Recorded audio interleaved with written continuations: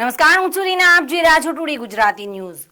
ઘણીવાર આપણે નાના બાળકોને સિક્કો અથવા અન્ય વસ્તુ ગળી જતા જોઈએ છીએ અને હોસ્પિટલમાં પણ આવા અવારનવાર કેસો આવતા હોય છે. પરંતુ એક અચંબિત ઘટના સામે આવી છે. સિદ્ધપુર ગોકુળ મિલમાં કામ કરતા પરપ્રાંતીય યુવાન શિવેશ કુમાર પટેલ કે જેઓની ઉંમર 25 વર્ષની છે, તેઓ વહેલી સવારે બ્રશ કર્યા બાદ જીભ પરની ઊલ ઉતારવા માટે ઉલિયા વડે ઊલ ઉતારતા હતા અને તે વખતે આ ઉલિયું વધારે પડતું પાછળ જતું રહ્યું હતું અને જેના કારણે અન્નનળીમાં ફસાઈ ગયું હતું અને ત્યારબાદ તે ઉલિયું હોજરીમાં જઈને પહોંચી ગયું હતું અને હોજરીમાં ફસાયેલા ઉલિયાના કારણે તેઓને પીડા શરૂ થઈ હતી. તેઓના સાથે કામ કરતા કર્મચારીઓ તેઓને તાત્કાલિક સિદ્ધપુર ખાનગી દવાખાને લઈ ગયા હતા અને એક્સરે કરતા ઉલિયું અંદર જોવા મળ્યું હતું.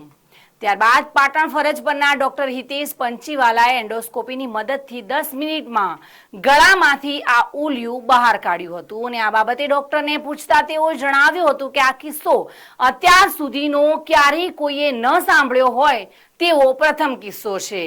અને શિવેશ છે, એની ઉંમર 25 વર્ષની છે.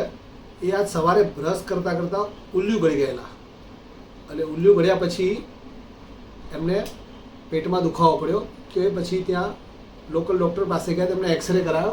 તે એક્સરેમાં આપ જોઈ શકો છો કે આ જે ટંગ ક્લીનર છે, આ ટંગ ક્લીનર આપણને પેટમાં હોજરીમાં દેખવા મળે છે. તો આ ટંગ ક્લીનરને અમે એન્ડોસ્કોપી દ્વારા હોજરીમાંથી રિમૂવ કરીએ છીએ અને લગભગ કલાકમાં પેશન્ટ કમ્પ્લીટ ઓલરાઇટ છે અને હવે અમે એમને રજા આપીએ છીએ. તો મારે એ જાહેર જનતાને જણાવવાનું કે તમે જ્યારે ટંગ ક્લીનર કરતા હોય, બ્રશ કરતા હો અથવા કોઈ પણ વસ્તુ મોઢામાં નાખો તો ખાસ ધ્યાન રાખવાનું કે આપણે બાય મિસ્ટેક એને ગળી ના જઈએ. અને જો ગળી જવાય તો ગભરાવાની જરૂર નથી. તમારે એવા નજીકના એન્ડોસ્કોપી સેન્ટરમાં જવું જોઈએ. તો આ બધી વસ્તુ એન્ડોસ્કોપી દ્વારા ઇઝીલી રિમૂવ કરી શકાય છે અને પેશન્ટ લગભગ કલાકમાં ડિસ્ચાર્જ મળી જાય છે. આમ પેશન્ટ મોટા ઓપરેશનથી બચી જાય છે. અને 1 કલાકમાં તેઓને રજા પણ આપી હતી. પણ અચરજની વાત એ છે કે 25 વર્ષના યુવાને સીધું આખું ઉલિયું ગળામાંથી હોજરીમાં પહોંચાડી દીધું હતું.